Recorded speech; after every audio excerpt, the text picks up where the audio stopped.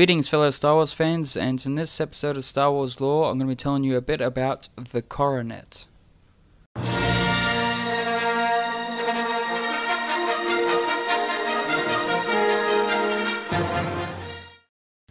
After years of civil conflict, the Mandalore system was ruled for a time by the New Mandalorians, a peace-loving group who sought to distance the planet from its warlike martial past led by the Duchess Satine Kryze of Kalevala. Now, the New Mandalorians were nothing if not practically minded. Seeking to bring Mandalore prosperity and a little more political clout, the New Mandalorians commissioned a vessel that could act as a diplomatic craft while at the same time bringing in much needed credits from the tourist and goods trades.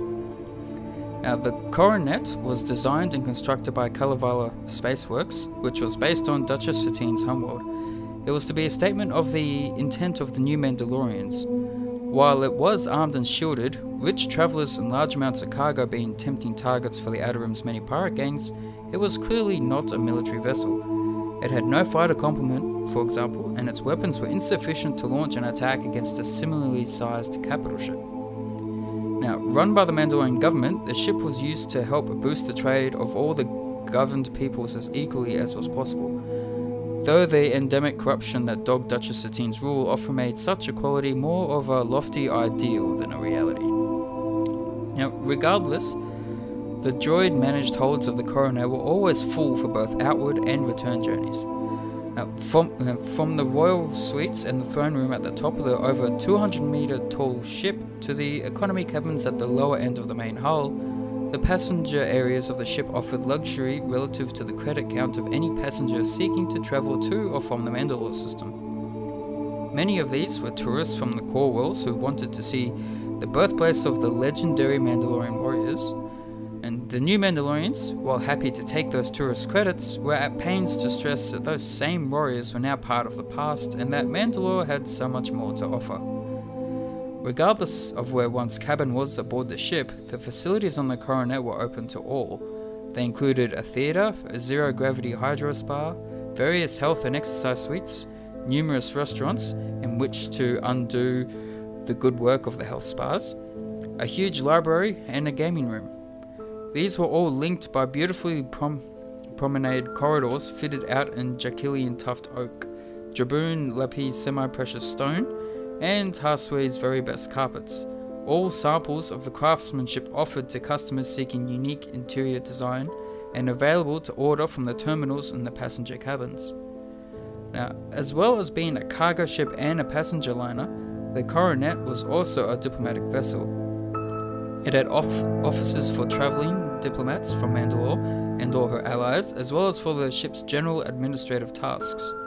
The royal suites included meeting spaces and banqueting facilities. Now, most audiences, however, were held in the throne room, complete with stellar views of the hyperspace corridor the ship was travelling along. After sustaining damage in a separatist attack during the Clone Wars, the Coronet was quickly repaired and continued to serve the Mandalorian people even after the fall of the New Mandalorians and, not long after, the demise of the Republic and the rise of the Empire. Now, whilst certainly a striking vessel, the Coronet was an impressive 215.77 meters tall. It flew in a vertical configuration that was distinctly unusual until one took into account its multi-purpose function.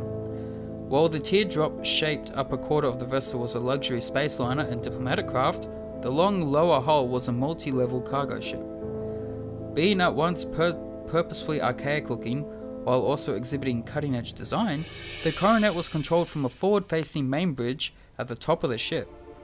The relatively small area, carpeted in royal blue and fitted throughout in stunning tuft oak, had a raised area in which the captain stood that included a holonet communication station. The ship was piloted in part using a ship's wheel that harked back to ancient Kalavalan sailing vessels. It's pretty much, in today's standards, it would look like a sailing ship steering wheel. And partly from the two crew stations on either side.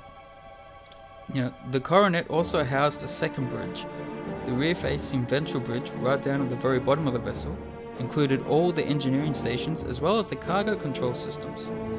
Far more utilitarian, this was the bridge the passengers were unlikely to ever see. There existed a friendly rivalry between the two bridge crews, and a continued debate as to which was the real control center for the ship. And the fact that the ship's weapons were controlled from the lower bridge tended to give them an edge. Now, featuring multiple reactors, the main engines for the ship were in the aft section of the upper hull, with another in the bottom tip of the ventral hull. The aft section also included the main passenger ramp.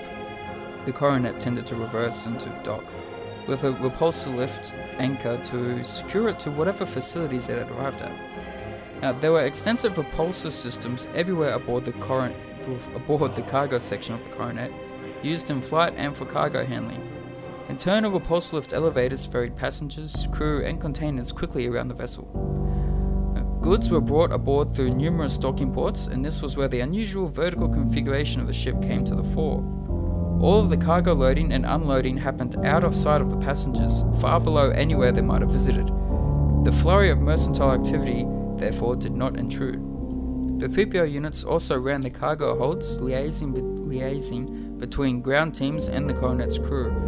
As all cargo handling was automated and dealt with by droids, there was only emergency level lighting in the cavernous spaces. And although the organic crew complement was a mere 75 souls, there were innumerable droids aboard the Coronet. LEP servants scurried everywhere, particularly in the middle to economy areas. Meanwhile, BD-3000 droids moved elegantly around the upper levels to tend to the needs of those in the more luxurious accommodation.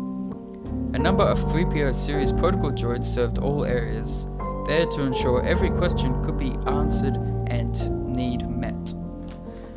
And that is the Coronet as seen in the TV series Star Wars Clone Wars. Now, if you like the video, be sure to leave a like, subscribe if you're new, and leave a comment or two, tell me your thoughts on the video, and I'll talk to you all on the next one, guys. Catch you all later.